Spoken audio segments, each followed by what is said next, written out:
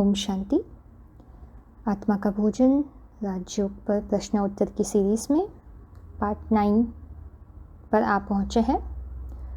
तो आज के प्रश्न हैं, दुनियावी सत्संग और ईश्वरीय सत्संग के बीच क्या अंतर है।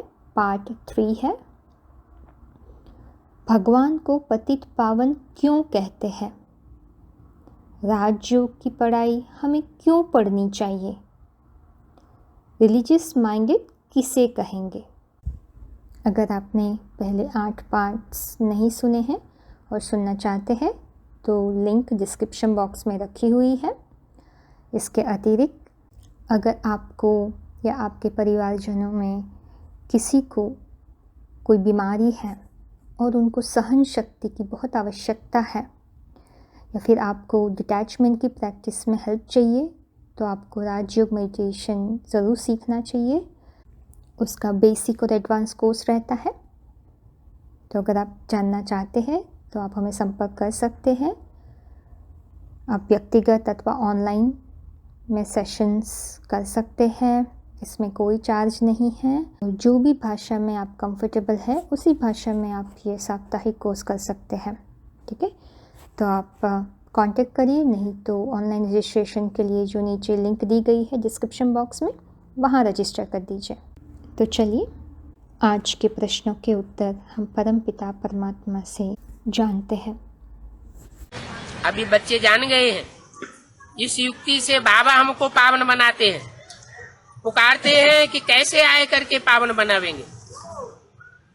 ये पतित पावन कहते हैं, सिर्फ कहने से तो थोड़े ही बन जावेंगे। पतितों को पावन बनाने के लिए उनको संग के रंग में आना पड़ेगा। बाप आता है, हम बच्चों को संग के रंग में लेकर दृष्टि का संग का देता है रंग, वाइब्रेशन का संग का रंग देता है, वाचा का संग का रंग देता है, कर्मेंद्रियों का भी संग का रंग देता है। और उस संग के रंग में हम बच्चों को आकर के ऊपर उठाता है। दुनिया में भी पतन कैसे हुआ। दुनिया में भी अनेक मत फैलाने वाले धर्म पिताएं आए। जैसे आज से 2500 वर्ष के अंदर इब्राहिम आए, इस्लाम धर्म फैलाया। महात्मा बुद्ध आए, बौद्ध धर्म फैलाया। क्राइस्ट आए, क्रिश्चियन धर्म फैलाया। और उनके संग के रंग में आकर के दुनिया नीचे गिरती चली। तो अनेकों के संग के रंग में आने से दुनिया नीचे गिरती है। और एक परमात्मा बाप जो अजन्मा, अभोक्ता, निराकार, निराकारी, निर्विकारी, निरहंकारी कहा जाता है, उसके संग के रंग में जब हम बच्चे आते हैं तो हम ऊंचे उठते हैं, पतित से पावन बनते हैं। अभी हमारी दृष्टि अपवित्र बन गई, पतित बन गई, वृत्ति हमारी अपवित्र बन गई, हमारी कर्मेंद्रियां अपवित्र बन गई। अब उन कर्मेंद्रियों को परमात्मा बाप आकर के श्रेष्ठ इंद्रियों का प्यार करना सिखाते हैं। जिन श्रेष्ठ इंद्रियों से सतयुग त्रेता में जो पैदाइश होती है वो भी सुखदायी पैदाइश होती है। आजकल की दुनिया में तो जो भूमूत की पैदाइश है, भूमूत के आकर्षण की पैदाइश है, भ्रष्ट इंद्रियों को जो पैदाइश है, उससे बिच्छू पिंडन पैदा हो रहे हैं, माँ बाप को ही खा जाते हैं। देखो आज से 400 साल पहले औरंगजेब पैदा हुआ। कौन से बाप से? शाहजहां से। उसने अपने बाप को ही उठा के कहाँ डाल दिया? जेल खाने में डाल दिया। तो ऐसे ऐसे बिच्छू टिंडन आज से 400-500 साल पहले ही पैदा होने लगे। आज तो घर घर में यही हालत है। कोई घर ऐसा नहीं है जिसमें बच्चे सुखदायी पैदा होते हो। तो बाप आकर के कैसे ऐसा पावन बनाते हैं कि तुम नर से नारायण जैसे श्रेष्ठ बन जाते हो। लेकिन पतित से पावन कहने से नहीं बन जाएंगे। उसके लिए पुरुषार्थ करना पड़ेगा। तुम जानते हो सब इस समय पतित भ्रष्टाचारी है। कोई छाती ठोक करके नहीं कहता या कह सकता कि हम भ्रष्ट इंद्रियों से आचरण करने वाले भ्रष्टाचारी नहीं है, हम श्रेष्ठ इंद्रियों से संतान पैदा करने वाले हैं।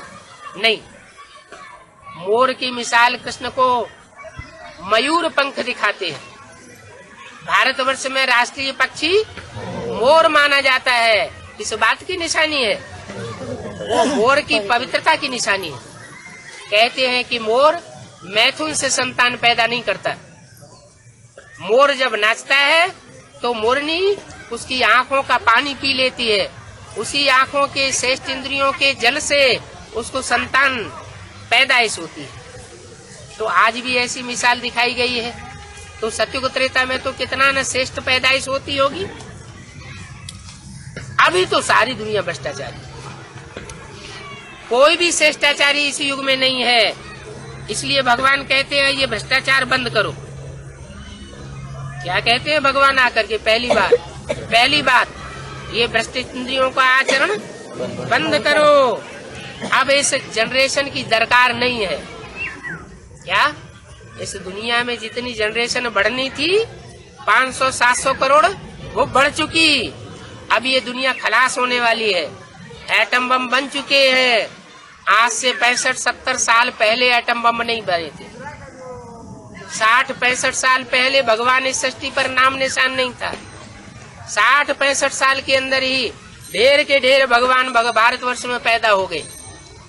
तो जरूर कोई सच्चा हीरा भी सृष्टि पर आया हुआ होगा। जब सच्चा हीरा आता है तो एक तरफ नई दुनिया की स्थापना के लिए ज्ञान का आरोपण करता है मनुष्यों की बुद्धि में, और दूसरी तरफ इस पुरानी पतित दुनिया के विनाश के लिए एटम बमों का भी निर्माण करा लेता है। तो वो एटम बम इस सृष्टि पर तैयार हो चुके हैं। जिन एटम बमों के बारे में गीता में भी वर्णन है। हे अर्जुन, मुंह खोल के दिखाई दिया। ये मेरी जो दाढ़ें है ना, इन दाढ़ों के बीच में ये सारी सृष्टि चबाई जाने वाली है। ये ऊपर की दाढ़ है और नीचे की दाढ़ है। ऊपर भी एटम बम तैर रहे हैं और पृथ्वी के अंदर सागर में भी एटम बम घुसाए हुए हैं। इन दोनों तरह के एटम बमों के बीच में ये सारी दुनिया चबाई जाने वाली है। लोग अज्ञान की नींद में सोए पड़े हैं कि अभी तो 40,000 वर्ष ये दुनिया चलेगी। शास्त्रों में लिखा हुआ है, लेकिन अभी ये दुनिया 40,000 वर्ष चलने वाली नहीं है। बुद्धि ही भ्रष्ट हो चुकी है। बुद्धि में बैठता ही नहीं। उनको क्या पता भ्रष्टाचार किस वस्तु का नाम है। जो विश्व को भ्रष्टाचार नहीं समझते हैं।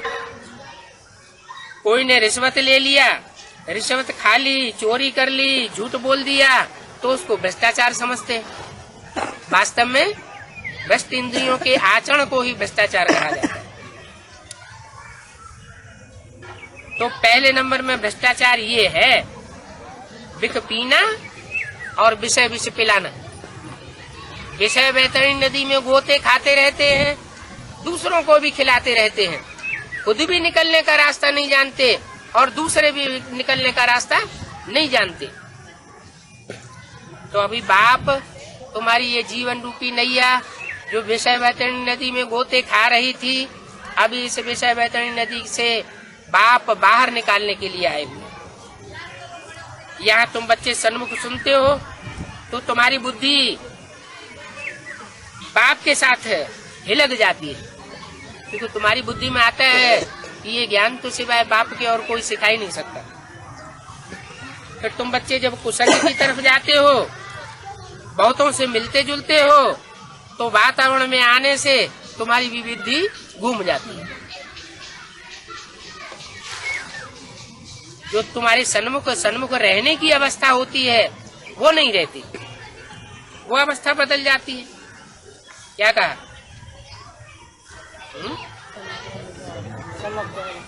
पतित होने और पावन होने, ऊपर उठने और नीचे गिरने का कारण क्या बताया?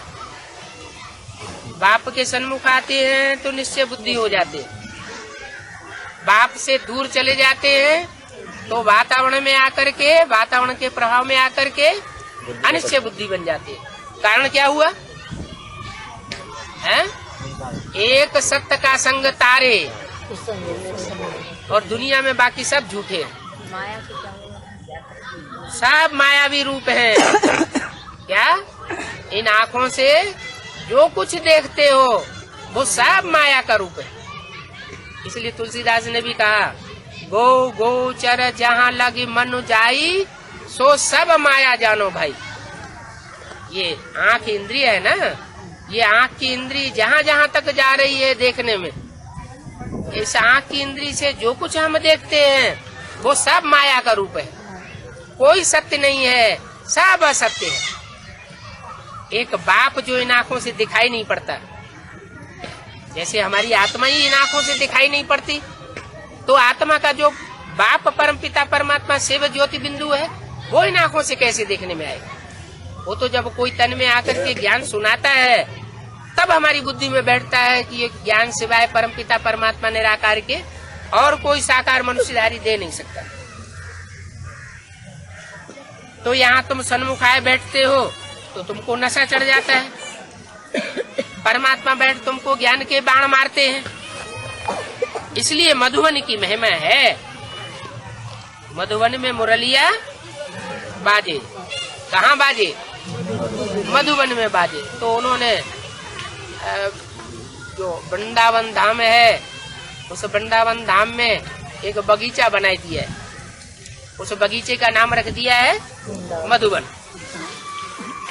तो भक्ति मार्ग में तो सिर्फ यादगार बनाते हैं, यहाँ यादगार की बात नहीं है, यहाँ तो प्रैक्टिकल बातें हैं।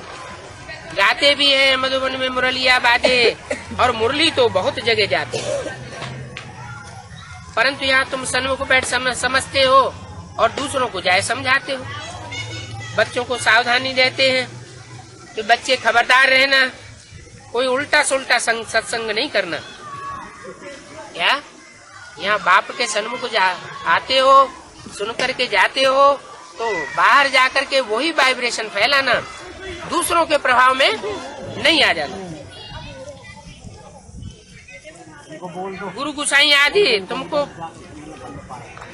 पुरानी पुरानी बातें सुनाते रहते हैं, डराए देते हैं और इस पढ़ाई से ही छुड़ाए देते हैं, तो तुम उनके प्रभाव में आ गए ना।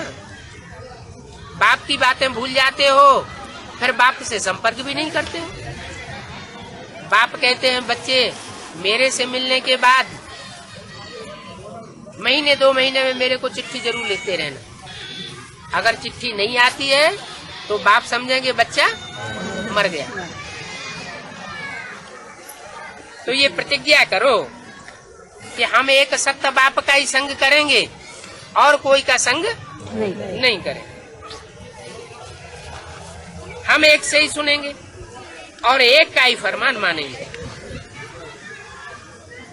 तुम सबका बाप दादा टीचर सतगुरु एक ही है। उस दुनिया तो बाप अलग होता है, दादा अलग होता है, टीचर अलग होता है और गुरु अलग होता है। और यहाँ वही हमारा बाप है, वही एक हमारा दादा है, वही हमारा टीचर है, वही सतगुरु। तो यहाँ है सब नई बातें। बाप का तुम परिचय दे सकते हो, ज्ञान की बातें जानते हो। सब नेति नेति कहते आए कि हम सृष्टि के आदि मध्य अंत को नहीं जानते। गीता में भी अर्जुन से भगवान ने बताया, हे अर्जुन तू अपने आगे पीछे के जन्मों को नहीं जानता, मैं आकर के तेरे को बताता हूँ। तो हम रचयिता और रचना को नहीं जानते थे, अभी बाप आते हैं वही आकर के समझाते हैं। इन कलयुगी गुरुओं में भी सब नंबरवार है। क्या कहा? ऐसे एक भी गुरु नहीं है जो बाप समान हो। बाप सिर्फ आकर के तुम बच्चों को बाप समान स्टेज बना करके जाता है, बाकी दुनिया में और किसी की बाप समान स्टेज नहीं बनती। इसलिए जो भी अनुष्ठान होते हैं उन अनुष्ठानों में भगवान का पूजन करने से पहले नवग्रहों का पूजन होता है, 9 ग्रहों का पूजन होता है। 9 श्रेष्ठ आत्माएं हैं, उसमें उनका पूजन निधा हुआ है। कोई के तो लाखों फॉलोअर्स होते हैं। तुम समझते हो हमारा सतगुरु तो एक ही है। यहाँ मरने आदि की बात नहीं है। यहाँ तो बाप आकर के तुमको जीते जी मरना सिखाते हैं। क्या शरीर से मरने की कोई बात नहीं है। जैसे वहाँ काशी में जाते हैं तो काशी करवट खाए लेते हैं, अंधा कुआं है उसमें नीचे खांडा लगा होता था, ऊपर से गिरते थे तो मर जाते थे। समझते थे शिव के अर्पण हो गया। यहाँ ऐसी कोई बात नहीं है, मरने मारने की कोई बात नहीं। यहाँ तो बाबा तुम्हें समझाते हैं कि तुम जीते जी मर जाओ। श्रीमत पर जो चलते हैं वो उस दुनिया से जीते जी जैसे मर जाते हैं। वो बाप तो तुम्हारा अमर है, इसलिए अमरनाथ कहा जाता है। हमारी आत्मा को भी अमर कथा सुनाए अमर बनाते हैं, अमरपुरी में ले जाते हैं और तुमको सुखधाम में भेज देते हैं। ये अब तुम बच्चे निर्वाण धाम का अनुभव करने वाले हो कि वाणी का तीसरा, वहां मरना जीना नहीं होता है। कहाँ? बाप का जो धाम है वहाँ आत्मा के मरने जीने की बात नहीं है। आत्मा तो वैसे भी मरती जीती नहीं है, सिर्फ शरीर छोड़ती है तो कहा जाता है मृत्यु को प्राप्त हुआ, और शरीर नया चोला धारण करती है तो कहते हैं नया जीवन धारण किया। बुद्धि में रहता है हम आत्मा ये शरीर छोड़ जाकर के बाप के पास बैठेंगे, फिर जितना जिसने पढ़ा उस अनुसार वो पद पावेगा। क्या ये पढ़ाई तो परमात्मा बाप की पढ़ाई है। 16 कला संपूर्ण कहा जाता है, तो 16 कला संपूर्ण बनाने की पढ़ाई होगी। इसलिए नाम रखा हुआ है कृष्णचंद्र, रामचंद्र। काहे से मिसाल देते हैं? चंद्रमा से, क्योंकि चंद्रमा 16 कला संपूर्ण भी बनता है और चंद्रमा कलाहीन भी बनता है। तो मनुष्य आत्मा जब कलाहीन कलयुग में बनती है तो उनकी बुद्धि में अंधेरा ही अंधेरा हो जाता है, और सतयुग के आदि में जब आत्माएं 16 कला संपूर्ण बनती है तो बुद्धि में रोशनी ही रोशनी हो जाती है। तो एक शरीर छोड़ आत्मा जाकर के बाप के पास बैठेगी, फिर जितना जिसने पढ़ा उस अनुसार पद पावेंगे। क्लास ट्रांसफर हो जाता है। जितना अच्छी रीति हम पढ़ेंगे हमारी पढ़ाई का पद इस मृत्यु लोक में नहीं मिलता है। क्या? उस दुनिया में तो जो भी पढ़ाइयाँ पढ़ते हैं, मास्टरी की, डॉक्टरी की, इंजीनियरिंग की, वकालत की, यहाँ पढ़ाई पढ़ते हैं और उसका पद भी प्रारब्ध भी यही भोग लेते हैं। लेकिन परमात्मा आकर के जो पढ़ाई पढ़ाते हैं उस पढ़ाई की प्रारब्ध इस कलयुगी जीवन में प्राप्त नहीं होनी है। कहाँ प्राप्त होती है? नई सतयुगी दुनिया में तुमको जाकर के उसका पद मिलेगा। लेकिन इसका मतलब ये नहीं है कि तुम्हें शरीर छोड़ देना पड़ेगा। दुनिया में सारे ही शरीर छोड़ के जाएंगे तो नई दुनिया की रचना कहाँ से होगी? इसलिए तुम जीते जी मरते हो। हम सतयुग में जाए राज्य करते थे, फिर 84 जन्म लिए, अभी ये अंतिम जन्म, फिर हम वापस जाएंगे मुक्ति धाम होकर के सुख धाम में आवेंगे। बाप बच्चों को कितना रिफ्रेश करते हैं। आत्मा समझती है इस 84 जन्मों के चक्र में हम आते हैं। परमात्मा कहते हैं मैं इस चक्कर में नहीं आता हूँ। क्या? आत्मा और परमात्मा का खास अंतर क्या है? आत्माएं 84 के चक्र में आती है और परमात्मा 84 के चक्र में नहीं आता। आत्मा समझती है इस 84 जन्मों के चक्कर में हमें आना पड़े।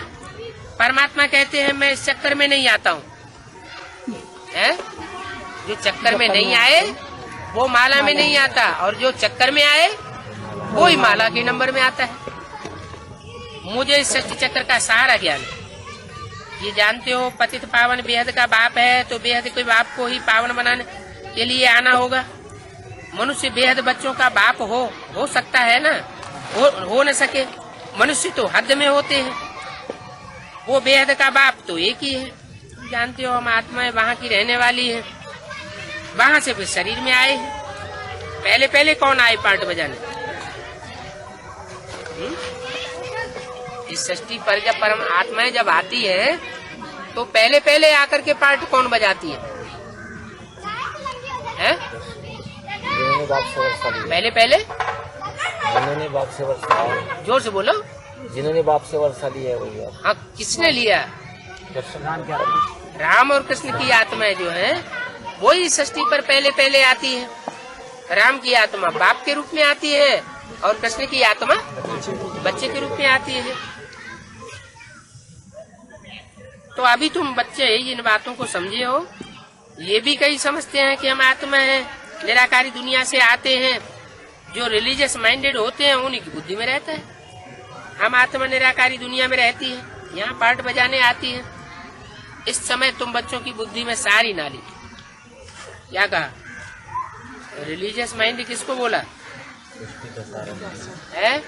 रिलीजियस माइंड वो रहते हैं असली, जिनकी बुद्धि में ये जल्दी बैठ जाता है क्या कि हम आत्मा है, जो अपने को आत्मिक स्थिति में स्थिर कर लेते हैं जल्दी, वो है रिलीजियस माइंडेड, धार्मिक बुद्धि। और जिनकी बुद्धि में ये बात जल्दी नहीं बैठती कि हम ज्योति बिंदु आत्मा है, वो सब है अधार्मिक। क्या? हाँ, ओम शांति।